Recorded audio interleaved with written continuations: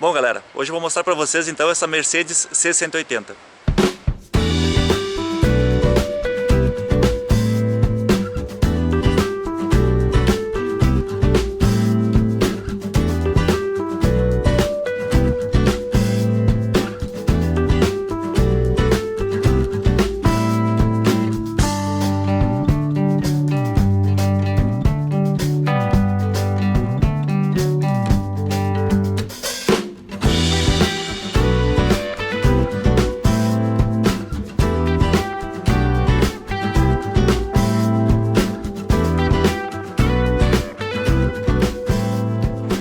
Essa aqui então é a quarta geração do Classe C, né? E na verdade seria a quinta, porque a primeira geração desse projeto foi considerada a 190. Ele foi um carro que nasceu no início da década de 80 para concorrer diretamente com a BMW Série 3. Ele era até 97 a Mercedes de entrada, digamos assim, né? A Mercedes mais barata do segmento. Mas assim, ele nunca deixou de ser um carro de luxo, né? Assim como vocês vão ver nesse carro. Ele é um carro extremamente requintado e tem muitos acessórios bem interessantes. É lógico, não tem tudo que uma Série E ou uma Série S tem, mas ele é bem superior a vários concorrentes. Ainda falando um pouquinho mais sobre os projetos anteriores, né? A W202, que foi a primeira Classe C, ela foi uma Mercedes que fez história no Brasil. Ela vendeu bastante, inclusive até grandes artistas tinham ela. Eu me lembro muito bem que uma vez a Quatro Rodas mostrou uma reportagem onde a Hebe Camargo tinha uma e ela tinha pago uma fortuna pelo carro. E aí eles entrevistaram, né, um taxista alemão que tinha uma também e perguntaram se ele pagaria o valor que ela pagou aqui no Brasil. Ele disse que não, bem capaz. Ele só comprou isso porque para ele lá era bem mais acessível. Mas lógico, né, são realidades diferentes. Lá é o carro nacional, aqui era o carro importado, então paga os impostos e tudo mais, né? Mas enfim, vamos dar uma olhadinha nele para ver como é que ele é então? O porta-malas dele não é um porta-malas muito grande, né, mas mesmo assim ele já cabe bastante coisa para levar com a família, né? Ele tem uma coisa bem interessante, esse carro não tem step e ele tem um porta-trecos aqui embaixo que separa do resto das bagagens, né? O que eu volto a afirmar e critico em todos os carros que eu avalio que tem isso, são aqueles bracinhos ali atrás. Eu acho que um carro desse porte, apesar de estar bem escondido e não atrapalhar as bagagens, ele merecia aquele bracinho pantográfico, né? Essa nova geração ela cresceu um pouco no espaço interno, tanto para os ocupantes, né, dianteiros quanto os traseiros. Mesmo assim, vocês podem ver que eu não estou muito longe do teto. Eu estou aqui um dedo e meio talvez de distância dele. Eu tenho 1,82 m, não sou tão alto assim. Eu acho que até poderia ser um pouquinho melhor. Mas eu vou dizer para vocês que o conforto desses bancos ele é realmente muito bom. Ele tem ele quase que me abraça aqui atrás, né?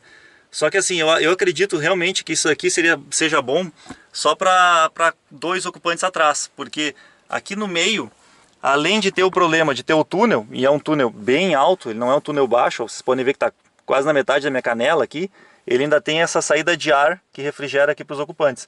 Isso aqui é muito bom, né? Eu acho que ajuda bastante o conforto traseiro, mas ele infelizmente complica tu levar um adulto aqui atrás, um quinto adulto no caso, né? Uma das coisas de conforto desse carro são as iluminações internas. Ele tem iluminação por tudo, né? Ele tem iluminação aqui, lá na frente, ele tem iluminação dentro do porta-óculos, ele tem iluminação aqui dentro do porta-objetos, ele tem iluminação até dentro daquele porta-objetos lá na frente, ó. Até esse daqui tem iluminação interna. Tem iluminação nas portas também, não vai dar pra ver agora porque a gente está de dia.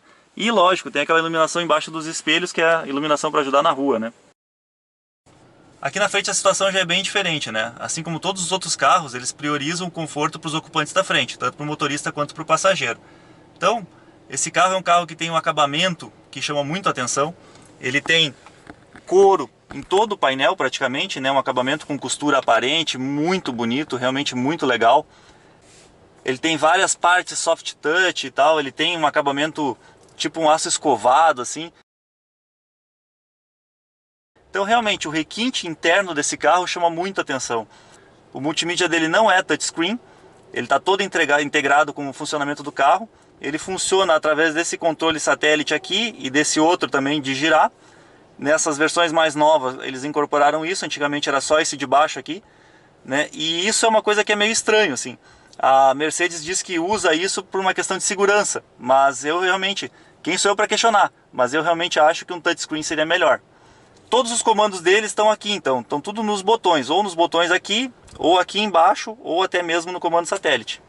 Inclusive o comando de botão do volume é aqui, ó, é de girar, é daquele jeito que eu gosto. O volante dele, então, tem todos os comandos bem à mão, tanto do rádio quanto de piloto automático e tal. Ele tem também os pedal shifts atrás para trocar as marchas, né? E uma coisa que é bem estranha, que a Mercedes também fez nessa nova versão, é que a troca das marchas ela acontece nessa palanca aqui. Então ela não tem, né, uma troca aqui embaixo, só nas versões AMG, ela acontece aqui. E isso é uma coisa que as pessoas demoram um pouquinho a se acostumar, porque o limpador de para-brisa ele veio para esse lado aqui junto com as setas de direção, né? Então às vezes a pessoa vai mexer no limpador de para-brisa e acaba mexendo na marcha, isso sim. Eu gostei bastante dos bancos desse carro, né? A Mercedes disse que trabalhou muito forte para ele se tornar um banco tanto quanto esportivo, mas ao mesmo tempo confortável. E é realmente isso que ele entrega, né?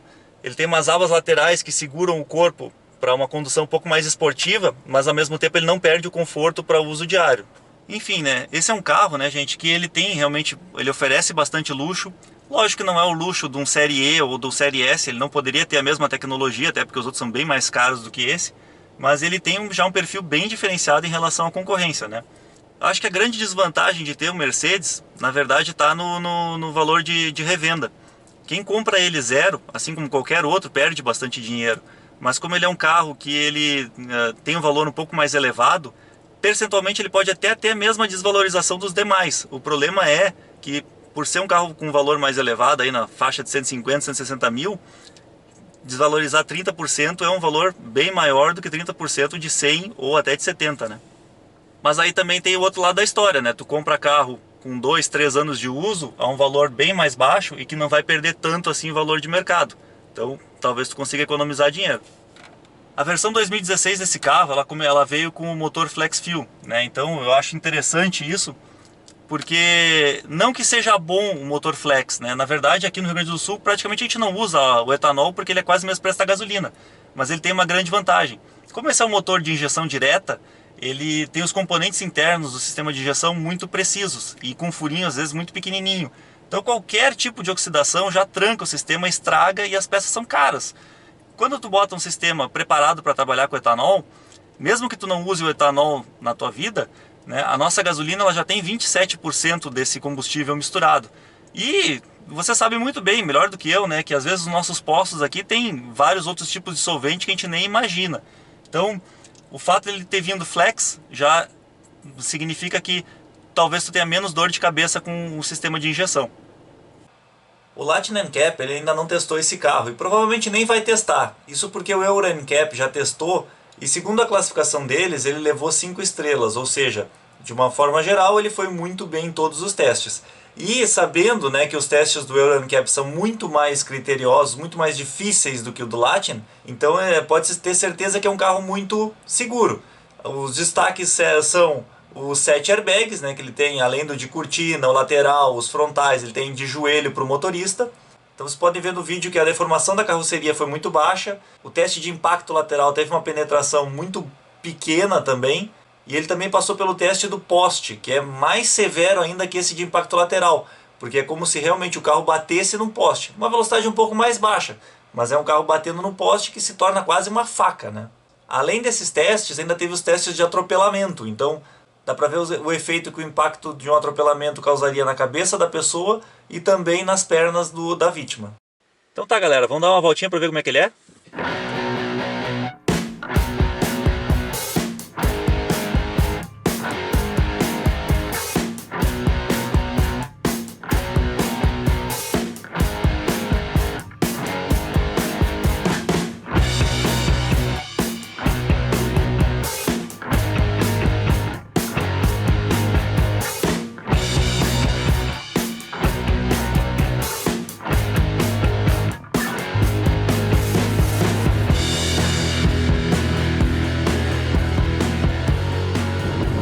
Bom, a suspensão desse carro é uma suspensão que é um pouquinho mais rígida que o normal, mas ela não é desconfortável, né? Até o meu amigo que tem esse carro aqui, ele diz que prefere ela em relação à BMW, que a BMW ela também é rígida, mas ela consegue ser um pouco mais desconfortável que ele. Eu não estou sentindo tanto, né, essa parte de ser rígida assim, até porque eu estou andando numa rua um pouco melhor, mas eu acho que uma parte disso está relacionada com os pneus desse carro, que são aqueles pneus que não furam, o Run Flat, porém ele é um pneu que tem as bordas laterais mais rígidas, né, mais grossas, justamente para, se caso furar, tu conseguir continuar andando. Então, obviamente, isso influencia um pouco, né, no conforto do carro. A suspensão dianteira desse carro é uma suspensão um pouco diferente do convencional também. Ela é uma suspensão 4Link. E na traseira é uma Multilink de 5 pontos, uma 5Link.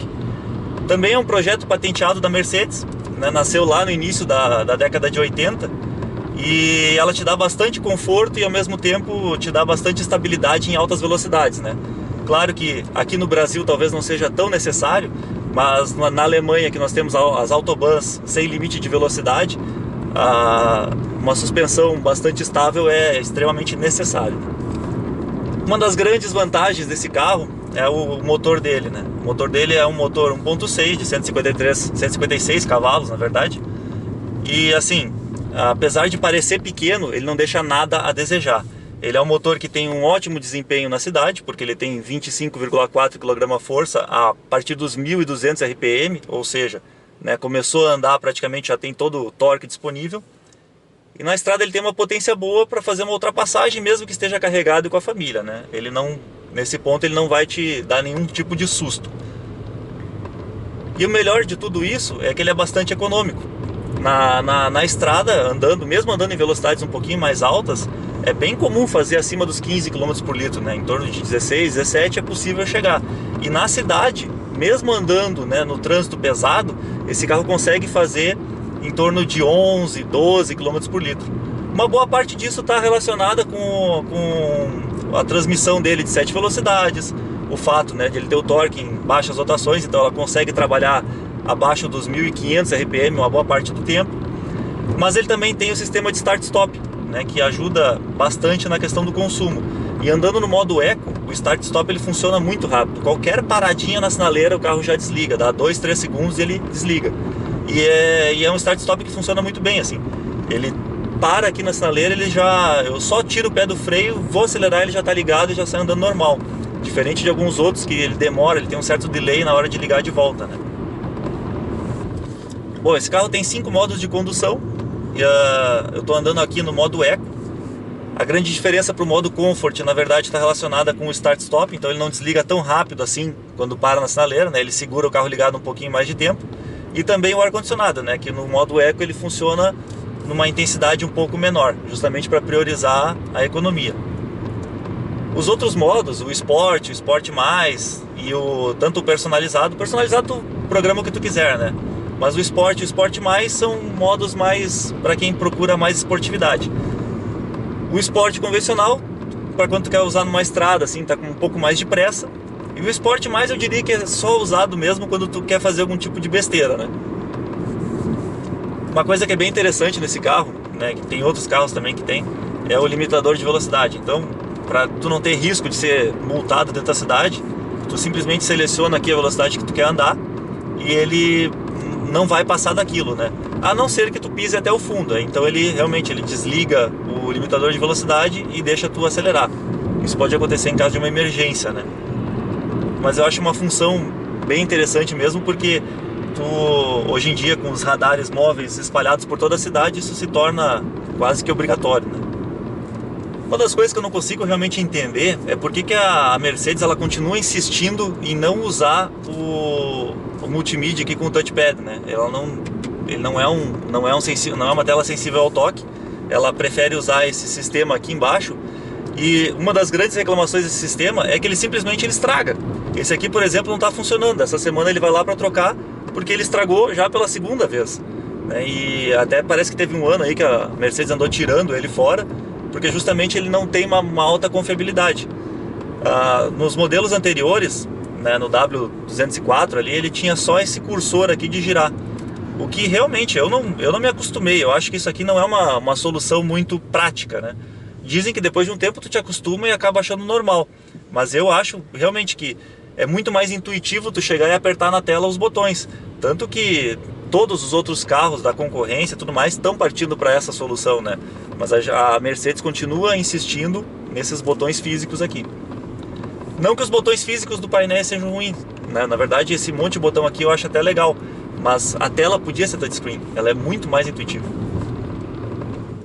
Bom, o que eu gostei muito nesse carro é que a resposta do câmbio dele é muito boa. Ela é um câmbio de troca suave, né, rápida, e quando tu precisa, ele também responde bem legal.